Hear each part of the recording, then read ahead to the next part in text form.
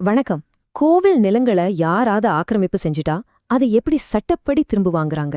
இதுக்கு பின்னாடி ஒரு தெளிவான முறையான வழிமுறை இருக்கு. வாங்க அத பத்தி தான் இந்த பகுதியில நாம விரிவா பார்க்க போறோம்.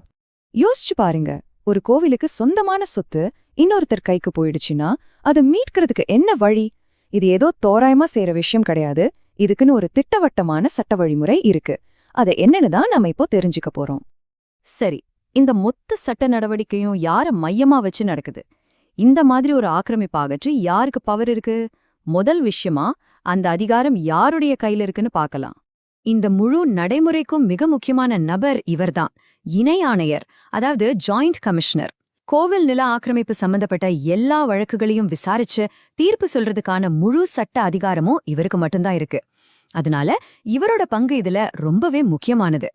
சரி, இப்போ அந்த இணை ஆணையர் என்ன மாதிரியான ஸ்டெப்ஸ ஃபாலோ பண்ணணும்னு பார்க்கலாம். இது ஒரு முறையான படிப்படியான செயல்முறை. இந்த ஸ்டெப்ஸ தாண்டி அவரால எதையும் செய்ய முடியாது. இதுல மூணு முக்கியமான படிகள் இருக்கு. முதல்ல, ஆக்கிரமிப்பு நடந்திருக்குங்கிறத ஆதாரங்களோட இணையாணையர் உறுதி செய்யணும்.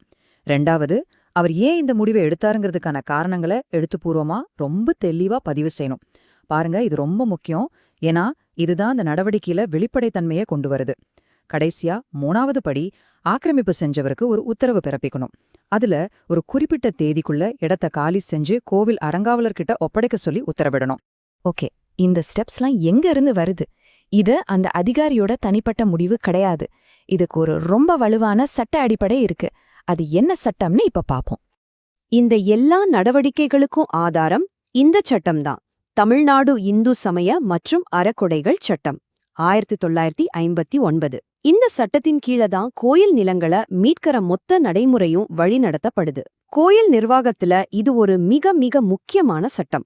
இன்னும் சரியா சொல்லணும்னா, இந்த சட்டத்தோட 78வது பிரிவுல உட்பிரிவுகள் 2லிருந்து 4 வரைக்கும் நாம இப்ப பார்த்த இந்த வெளியேற்ற நடைமுறைகளை ரொம்ப தெளிவா வரையறுக்குது. இதிலிருந்து நாம என்ன புரிஞ்சுக்கணும்னா, இங்க எடுக்கப்படுற ஒவ்வொரு அடியும் சட்டத்தோட துல்லியமான விதிகளுக்கு கட்டுப்பட்டதுதான். இந்த சட்டம் ஏன் இப்படி வடிவமைக்கப்பட்டிருக்கு? இது வெறும் ஆக்கிரமிப்பை வெளியேற்றுறத பத்தி மட்டும் பேசல. இது ஒரு முக்கியமான சமநிலையை உருவாக்குது. அது என்ன சமநிலை? வாங்க பார்க்கலாம். இந்த சட்டம் ஒரு தராசு மாதிரி செயல்படுது. ஒரு தட்டுல இது நியாயத்தை உறுதி செய்யுது, அதாவது வெளியேற்றத்துக்கான காரணங்கள் எழுத்துப்பூர்வமா பதிவு செய்யப்படுறதால யாருக்கும் அநீதி நடக்காது. மறுதட்டுல கோவில் மாதிரியான ஒரு நிறுவனத்தோட உரிமைகளையும் அதோட சொத்துக்களையும் இந்த சட்டம் பாதுகாக்குது. இந்த ரெண்டுக்கும் நடுவுல ஒரு சரியான பேலன்ஸ கொண்டு வர்றதுதான் இந்த சட்டத்தோட நோக்கமே. ஆக இந்த முழு விளக்கத்தோட சாரம்சம் இதுதான். ஒரு தெளிவான நடைமுறைதான் நியாயமான அமலாக்கத்தோட முதுகெலும்பு. வெறும் சட்டங்கள் மட்டும் இருந்தா பத்தாது. அதை செயல்படுத்துற வழிமுறைகள் வெளிப்படையாகவும் துல்லியமாகவும் இருக்கணும். அதுதான் நீதியோட உண்மையான அடித்தளம். கடைசியா இந்த கேள்வியோட உங்களை நான் சிந்திக்க வைக்கிறேன். ஒரு தனி நபரோட உரிமையா இருக்கட்டும், இல்ல ஒரு கோயில் மாதிரியான நிறுவனத்தோட உரிமையா இருக்கட்டும், அதை பாதுகாக்க ஒரு தெளிவான சட்ட நடைமுறை எவ்வளவு அவசியம்னு நீங்க நினைக்கிறீங்க? இத பத்தி யோசிச்சு பாருங்க. அடுத்த பகுதியில சந்திக்கலாம்.